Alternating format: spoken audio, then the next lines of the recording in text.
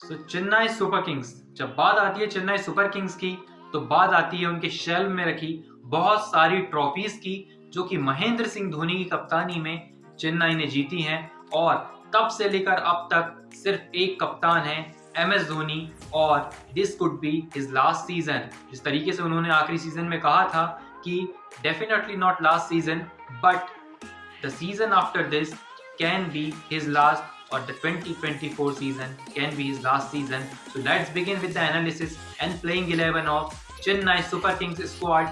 Let's go. तो यहाँ पे देखने वाली बात सबसे पहले ये है कि चेन्नई सुपर किंग्स ने खरीदा क्या क्या है। तो उन्होंने लिया है रचिन रविंद्रा को, उन्होंने मिडिल ऑर्डर के लिए लिया है डैरेल मिचेल को, उन्होंने तेज गेंदबाजी में यहाँ पर शार्दुल ठाकुर और मुस्तफिजुर रहमान को इन्वॉल्व किया है। यहाँ पर उन्होंने एक यंगस्टर 8.4 करोड़ की बाय है समीर रिजवी, जिनका प्लेइंग स्टाइल बिल्कुल सुरेश रैना की तरह है।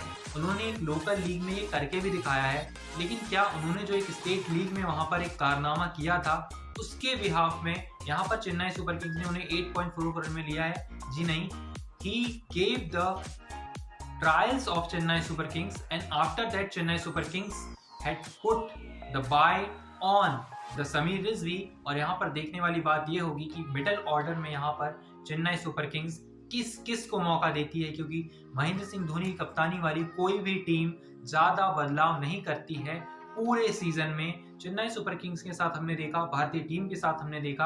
अब बात करते हैं शार्दुल ठाकुर की।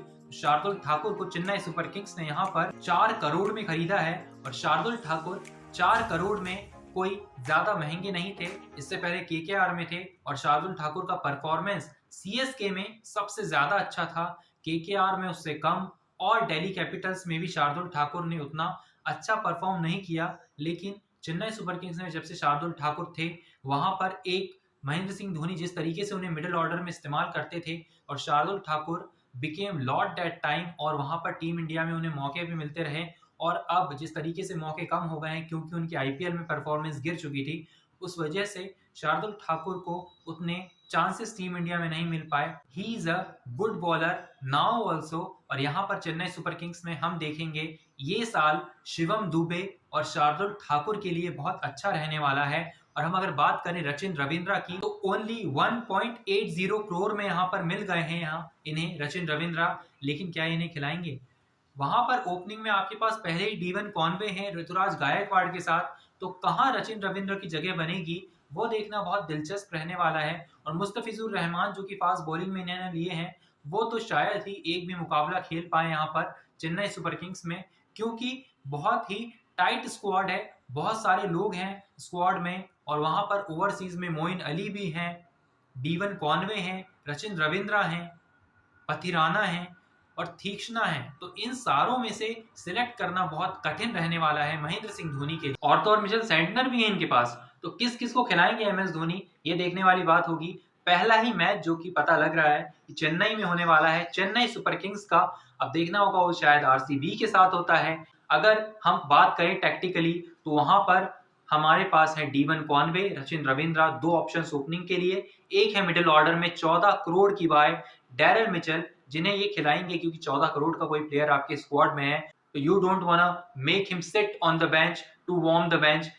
At least he will play 5 or 6 matches for Chennai Super Kings. If he will not perform, then he will be out of the team, and if he will perform, so he will be in forever in Chennai Super Kings after Dhoni also. Remember this thing. So यहाँ पर D1 Conway हैं, रचिन रविंद्रा हैं, Darrell Mitchell हैं, Mitchell Santner हैं, पथिराना हैं, तीक्ष्णा हैं और है मुस्तफिजुर रहमान। तो इनमें से जो टॉप 4 होंगे वो होंगे डीवन कॉनवे, डैरेल मिचेल, और होंगे मिचेल सेंटनर, और होंगे पथिराना।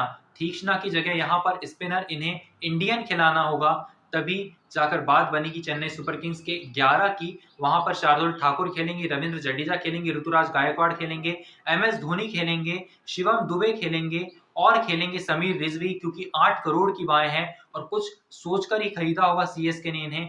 तो यहाँ पर देखना होगा तुषार देशपांडे या मुकेश चौधरी में से कौन सा प्लेयर खेलता है। CSK is settled for 2024 IPL, और हो सकता है कि इस बार फिर से वो फाइनल के लिए क्वालिफाई करें, प्लेऑफ के लिए। तो ये टीम बिल्कुल सेटल दिखाई देती है। और if we will give points to Chennai Super Kings, so we will give 9 out of 10 because the squad is very settled and very steady for IPL। और यहाँ पर विकेट कीपिंग के लिए कोई और ऑप्शन की आपको जरूरत नहीं है अगर आपके स्क्वाड में कप्तान महेंद्र सिंह धोनी हो